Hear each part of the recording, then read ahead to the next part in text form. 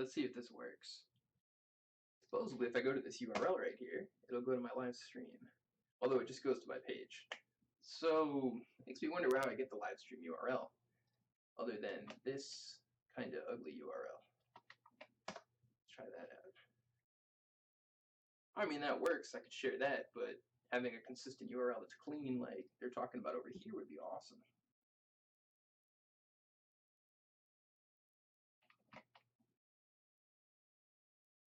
How about that? That's not it.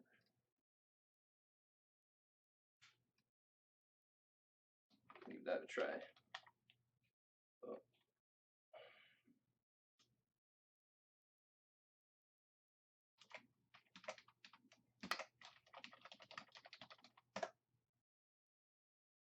Channel does not exist.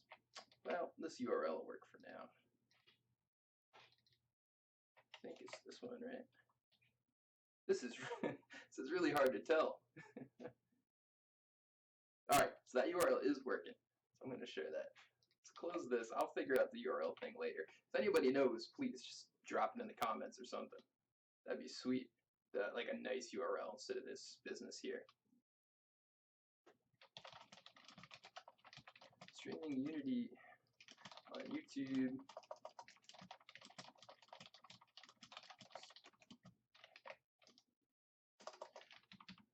Get that URL, which is this.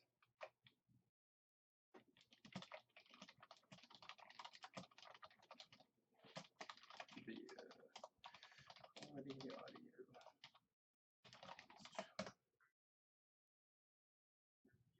What?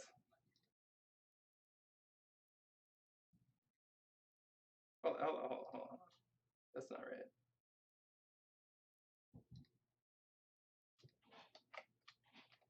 Wait. That's not it. Let's try this again.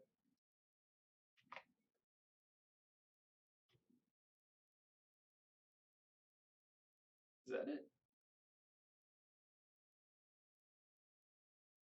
This is the craziest thing. First question would be how to get a decent URL. Alright, so I need to shut this off. And okay, that should probably do it for now. Get some music going.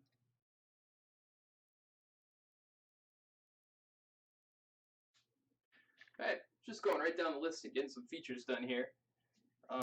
Let's see what we got. Right now I'm implementing a score screen. So what I've been working on is for Seashell Scuttle, basically it had like a really limited kind of score system. I made a video earlier that talks about this score system here. Right over here, score object. And so score object is this kind of dynamic-y thing that feeds in sprites as opposed to static numbers. So I'm just testing that out now to make sure it works right. Like each time these shells here are set to collected, when they hit the island is going to send a message to the score system and basically update that number right there. So if I unpause the game and it hits, let's start this from scratch here. So I don't have this running through the Oculus right now. Actually, my Oculus stuff is like all on the floor. I just ordered some kind of like cool mounting pieces from Amazon. I'm gonna put them on the wall later. I'll make my setup a little better. All right, so to test this, basically this is at 0. So we need a shell. I'm gonna pause the game and move the shell to the island.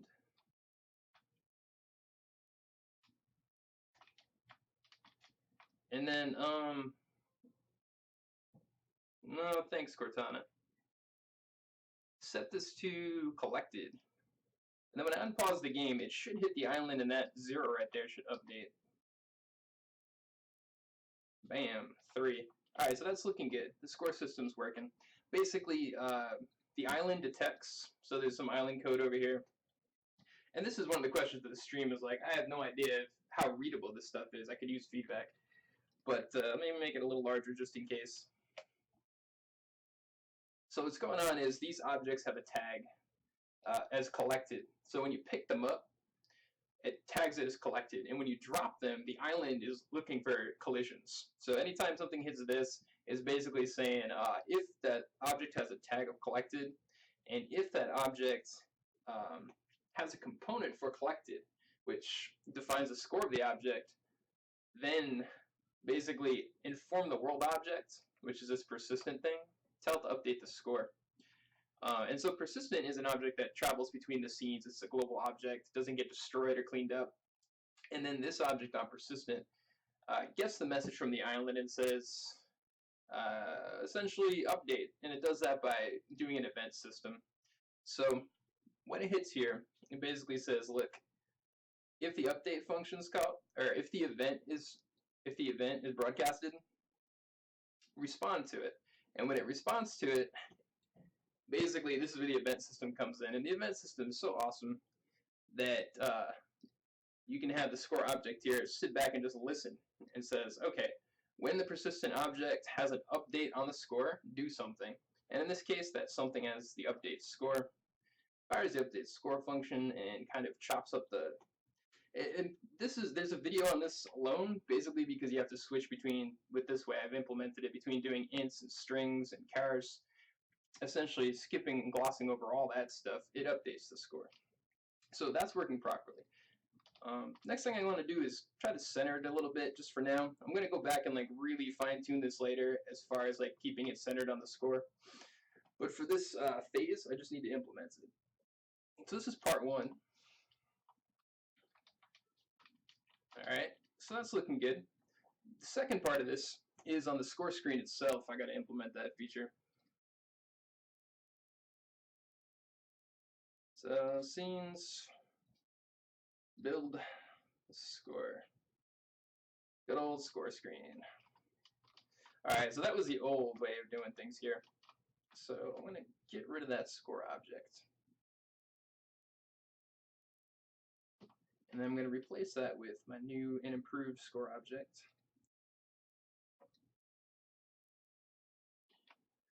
Which is underwater, apparently. There we go. I'll have to scale that a bit in a moment here. Whoa, where'd it go? Where did you go? There it is. Alright, so that looks a little too large. So we'll scale that down a bit. Again, we're just kind of implementing here. We're going to go back and fine-tune the spacing of things later. Now, with the code in place, I'm curious if this thing just starts working as it is, which would be pretty sweet. Right? So, score of 0. Now, in order to test to make sure this works, I've got two ways of dealing with it. The testing of the object way I wrote this little recalculate. Are we back? I have no idea. I think we're back. It looks like it's streaming. We'll keep rolling. Right, okay. Here we go. Variable of text score. That's the object I just deleted. Alright.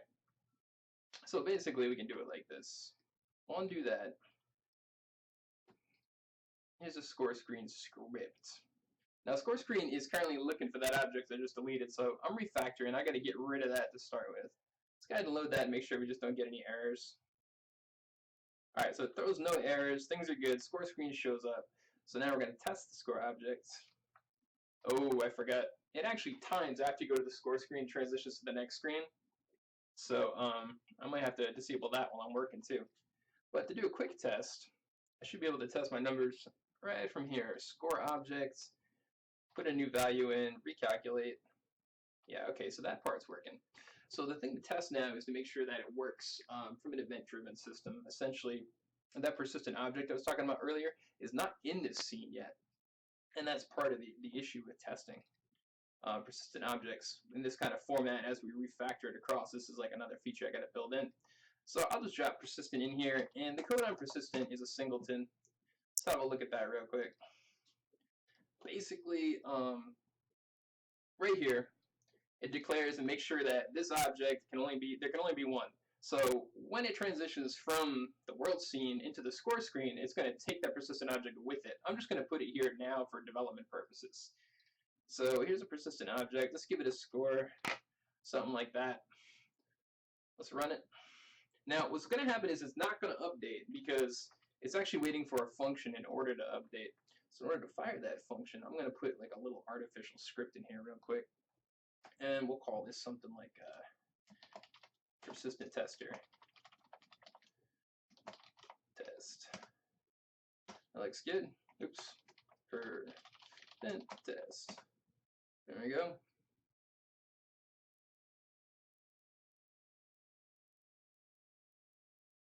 Alright, so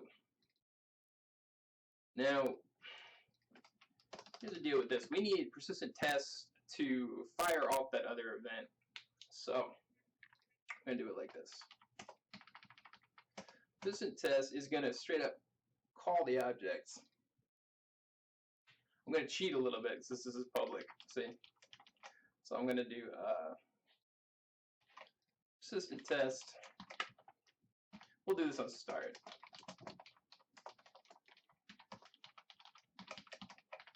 Persistent dot, oops, dot, we're going to get update score. Update score. And then we'll send it an int value of 123. Save that. Load it. Oops, got an error here.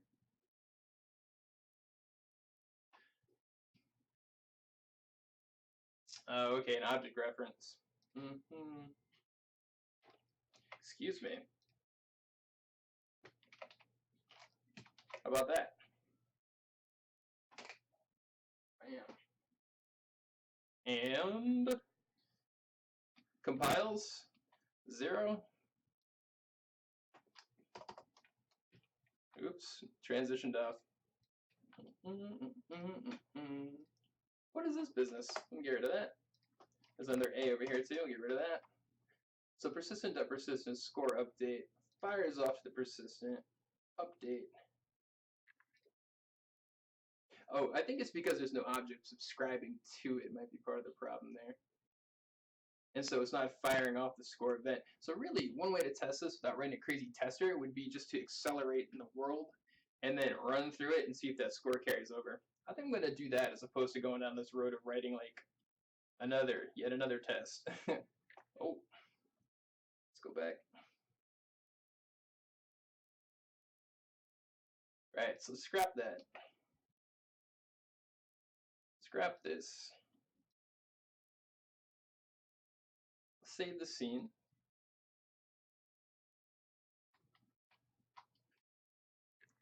Now you got a persistent score object. That's good. Now when this loads, let's look at the score objects.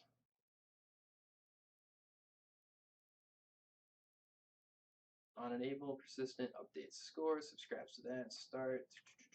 I think I may need to put a method in here that fetches this score to begin with, in addition to listening, because although this implementation works when you're playing it in the level, it doesn't necessarily work for the score screen.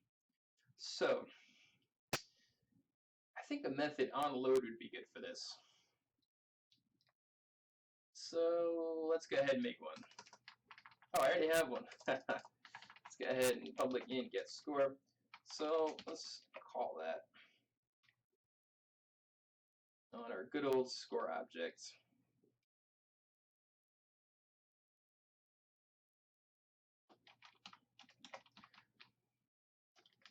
On start, we'll do persistent dot persistent dot get score. Get score. And then we could do score equals persistent.persistent.get score. So my thought now, hopefully if this works, is the persistent object, which has a score of 234 on it, is going to fire that function and update from the persistent object's data. Worth a shot, right? Oh shit. It works. Can you swear on live YouTube? I have no idea. Probably not. Who knows? No one's watching this yet. It's cool. Alright, so that worked really well. Now we're back in the game here. Let's have a look. So there's 123 on the persistent object. Like I was saying, that object's going to carry between the two scenes, so that's really cool. let's go ahead and save that. And now I'm just going to park this a little closer to the center here. Oops. Let's get the whole object to move. Looks like it's slightly tilted, but again, for the sake of this phase, this isn't really an aesthetic pass. This is more of like a functional pass. This is going to be cool. It'll be fine. We'll go back and address that one more time. Score updates, gets it from the persistent object, loads correctly, back to the title screen transitions back to the world level. World level needs to clear out the persistent score when you go to play it again. Yes. Alright, that's good to know. So that's the next thing I need to implement real quick. Let's save this. Now, I think a good way of handling this would be to just zero out the score while you're on the score screen once it transitions to the next scene. So let's find the script that's doing the transitional work. Let's see.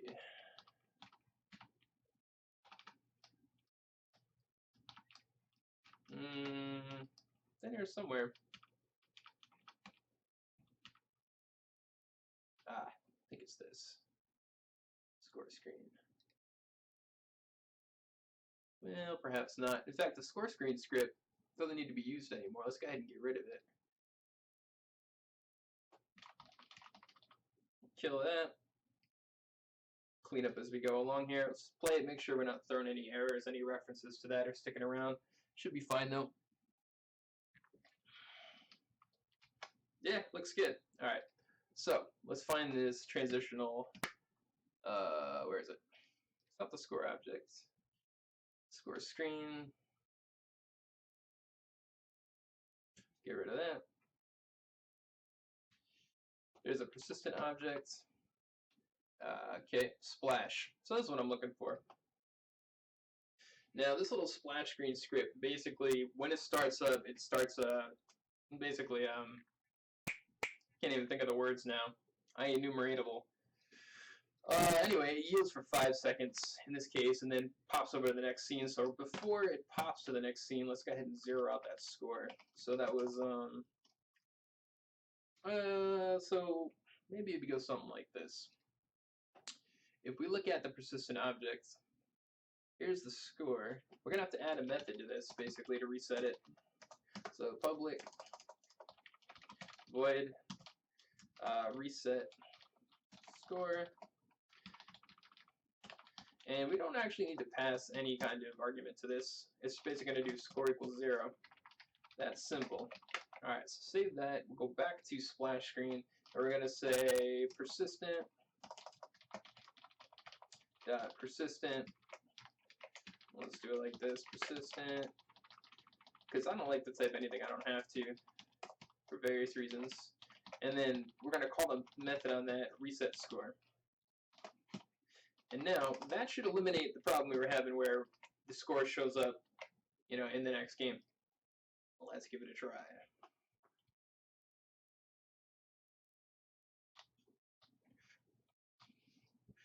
Looking. Alright, 234. So we should go to the title screen after this. Check. We should go to the world screen after this, and the score should be 0 because of that method we just added. And please God, let it work. Yes, okay, it works. Hell yeah. So, we're just knocking out features here. So this is my checklist of features to do for this phase. So, make score screen text not blurry, check. Fix score showing through objects, check. Program score text with Allison's rendered numbered images. Alright, that's a reference to this file right over in the resources folder. God, there's so much stuff in this project. Where is it? Resources. Ah, resources. This right here. Load up Photoshop. I did a quick video about this. Long story short, we're using graphics for the score numbers as opposed to the system built-in UX stuff. And so these are my numbers.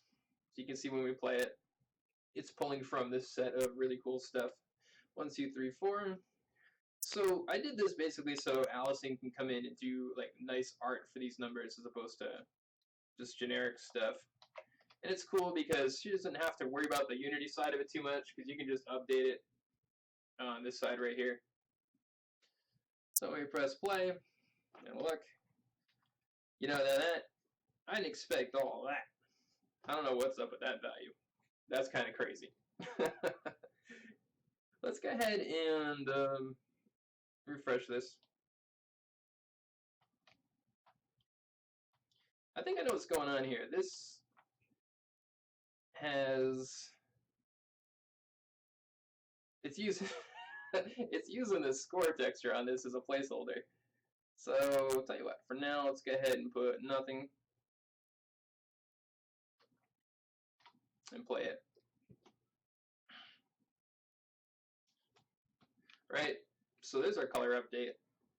So that'll be cool for later. Let's go ahead and undo that. Good old Photoshop. Save it, close it. Right. So anyway, gotta stay focused. Gotta keep working on features here. Record a gameplay video, we'll do that later. Modify codes when you bend down to pick up shells. I need my Oculus stuff hooked up. Can't do that at the moment. Make level bigger. Yeah, I think we're gonna table that for now. Level's pretty good. Add bigger point shells far out into C. Alright, so for this one we're gonna go back to scenes, build, world.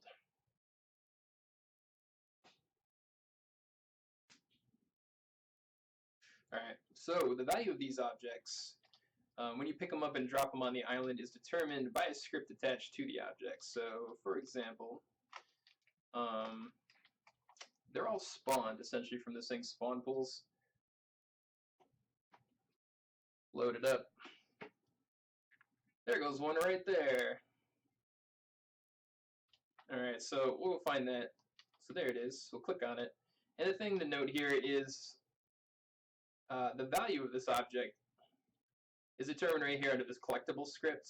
And again, I really don't know if this is coming through the stream or not. This stuff in Unity is like so tiny. Can't really make the interface much bigger.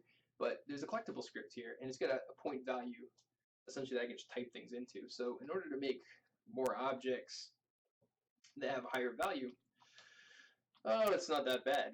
So we'll go to spawn pools. And spawn pools is basically it spawns objects, is the long and short of that.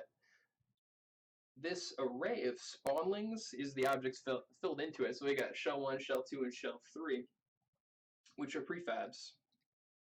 Under the, let's see, spawnlings, we'll go to the high ones. So this golden shell here is currently worth 10 points. We can make it worth 100 points very easily. This shell right here, worth 5 points, we can make that 50. This shell, this shell over here, you know, this could be worth, it's a pretty nice looking shell, really. Yeah, look at that shell. That could be probably, let's give it 150 points, right? But the golden shell should probably be worth more. Let's give that 200 points. And so, just by dialing in attributes in the inspector, we can really adjust the point value of things in this game. Just because I like to test everything, I'm going to go ahead and make sure my updates work. So there's the point screen. I'm going to pause the playing. We'll go find a nice gold shell, like that one, and bring it on over.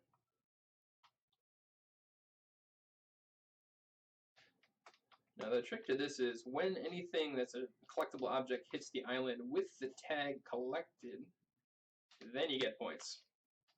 So I gotta adjust the tag value on that from uncollected to collected.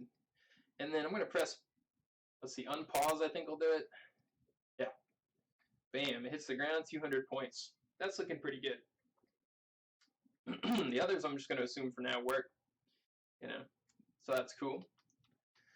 Save that. Let's go ahead and check that feature off.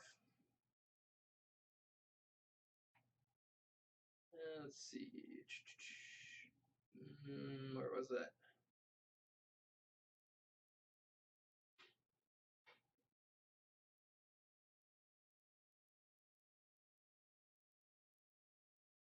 we go.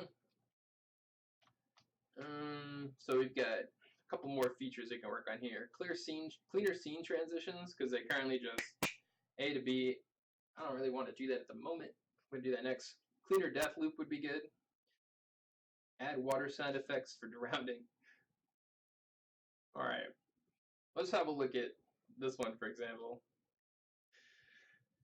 Okay, when the water goes over your head in this game, that's when you die. So the player object has a box collider here on its head, which you can't really see.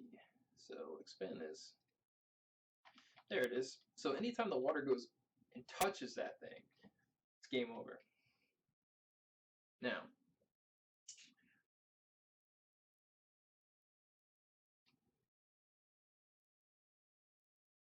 there's the script for that right there. Ooh. I gotta pause the stream.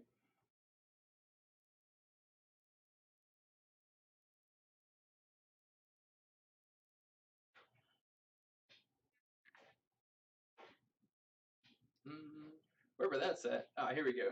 Stop stream. Hey, thanks for watching.